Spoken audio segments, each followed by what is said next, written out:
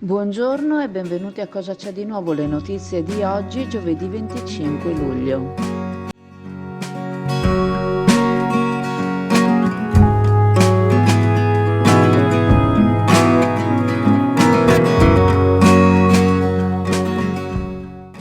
Ieri pomeriggio, mercoledì, si è svolta la seconda commissione consiliare presieduta dall'architetto Marcellina Segantin.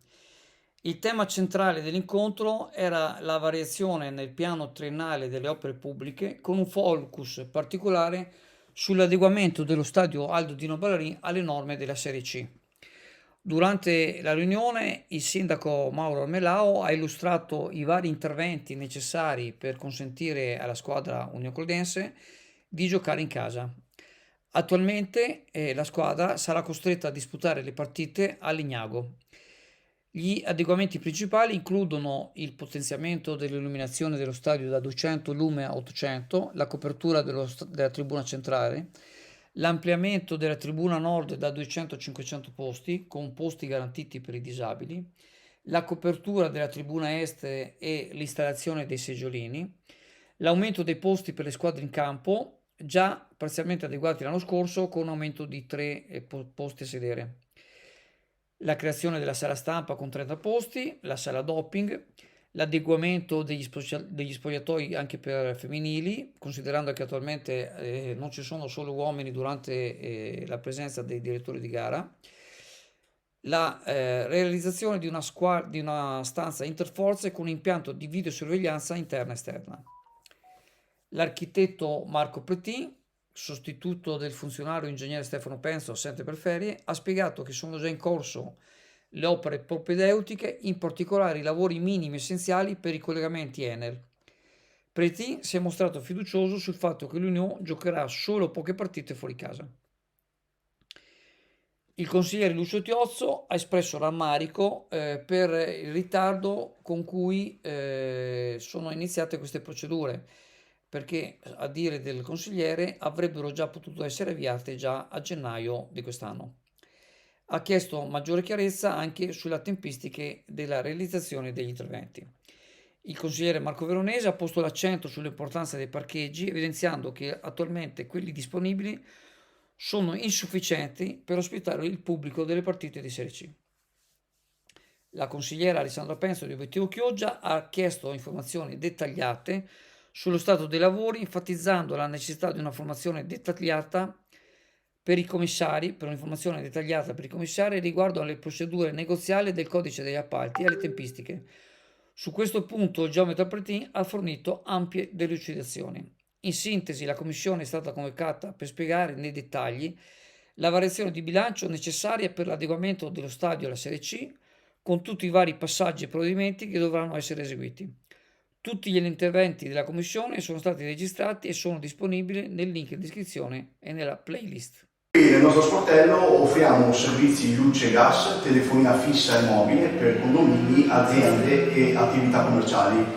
Chi entra qui da noi non necessariamente deve uscire con un contratto in mano, quindi valutiamo prima la vostra bolletta, analizziamo i vostri consumi e solo se c'è veramente un risparmio, allora vi proponiamo le nostre tariffe.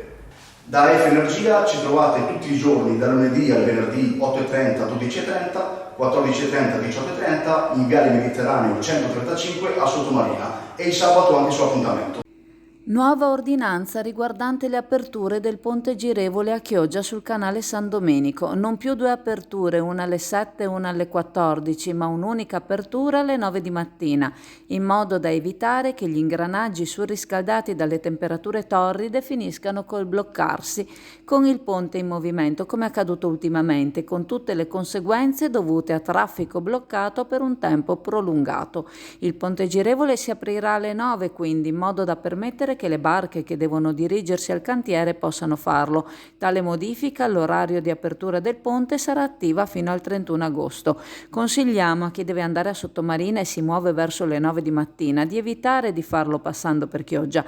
Anche ieri mattina, come probabilmente accadrà più tardi verso le 9 questa mattina, la fila di macchine ferme era pressoché interminabile.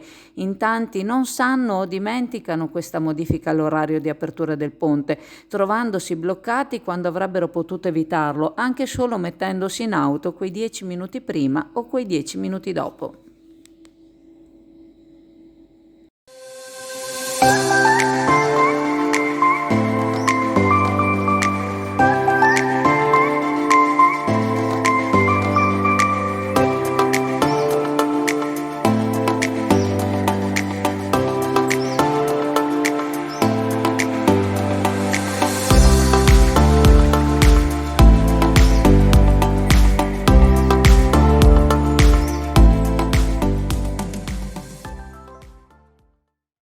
I capitelli di sottomarina è un tema caro al Presidente del Consiglio Beniamino Boscolo, che ne ha parlato più volte anche durante le precedenti amministrazioni. Ora a riguardo ci mette al corrente di una notizia positiva. Per il restauro delle 3 edicole votive, lo scorso dicembre l'amministrazione comunale ha presentato una proposta progettuale del valore di quasi 100.000 euro, al fine di ricevere un finanziamento da parte del Ministero delle Infrastrutture e dei Trasporti. Il capitello dei Berti risulta anche pericolante, quello dei Netti, seppur restaurato di recente, parliamo comunque di 9 anni fa, registra infiltrazioni. Insomma, i 3 capitelli versano in uno stato di degrado che li accomuna. Boscolo conclude affermando che si conta di inaugurare i 3 capitelli completamente restaurati per il 2026, festeggiando così i 100 anni dalla loro costruzione. Ringrazia per l'impegno il dirigente Stefano Penzo, l'assessore Angelo Mancin e gli uffici.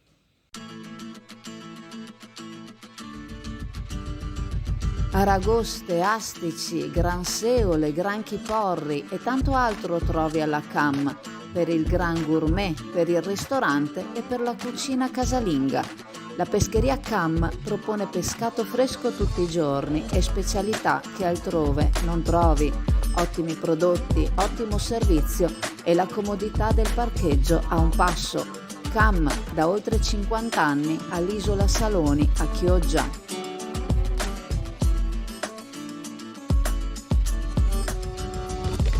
L'Ateneo di Padova è primo nella classifica elaborata dal Censis sulle migliori università statali e dopo 14 anni scalza l'Alma Mater di Bologna, seconda nella classifica, superando quindi anche la Sapienza di Roma. Primo posto ottenuto grazie ai 40.000 studenti iscritti, alle borse di studio, ai servizi digitali offerti, all'internazionalizzazione e all'occupabilità. Più di 800 anni di storia contraddistinguono questa istituzione accademica che riesce a rimanere moderna. Oltre all'Ateneo Patavino, la classifica vanta anche altre realtà venete.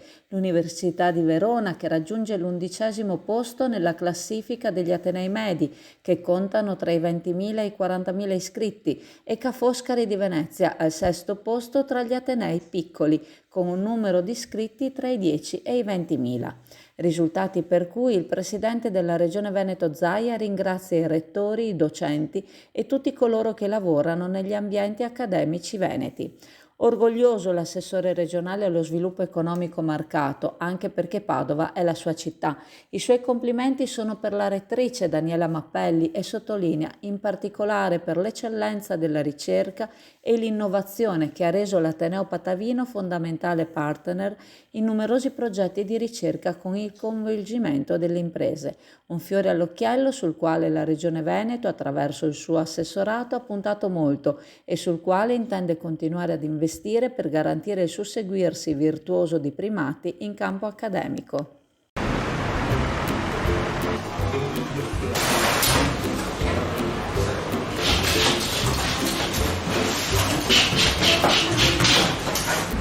Ciao a tutti, allora Leo è ritornato, è una delle pizze più buone di Chioggia, sono la più buona rispetto agli altri amici pizzaioli che ci sono e niente, ogni tanto un po' di pizza fa bene, si mangia dolcissima, si scioglie in bocca.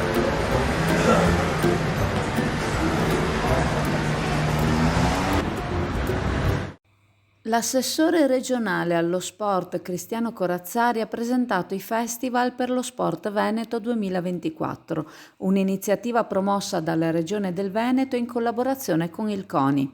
Il progetto, sostenuto dalla Regione e ideato da CONI Veneto, toccherà tutte le province venete, coinvolgendo federazioni e società sportive locali, per promuovere lo sport e far conoscere il movimento sportivo veneto.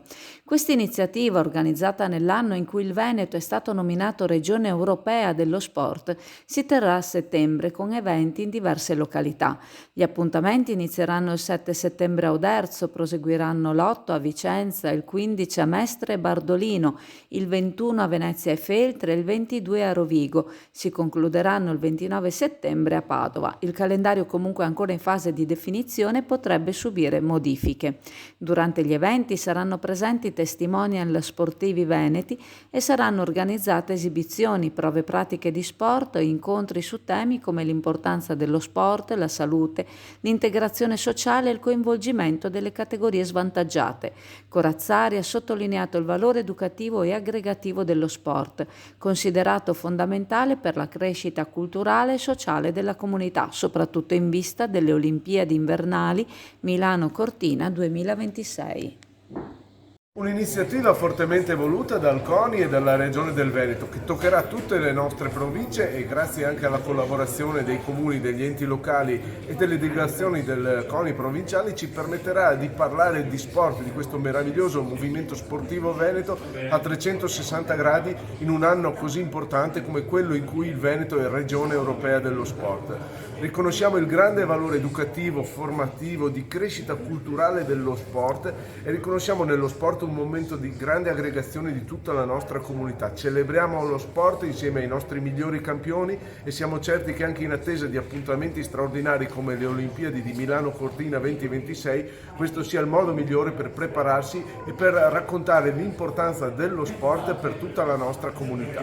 Yoda siamo disponibili a confronti diretti con privati o professionisti su qualsiasi argomento, se hanno dubbi, se hanno richieste particolari, anche direttamente sui vostri filmati, sul vostro canale Chioggia Azzurra.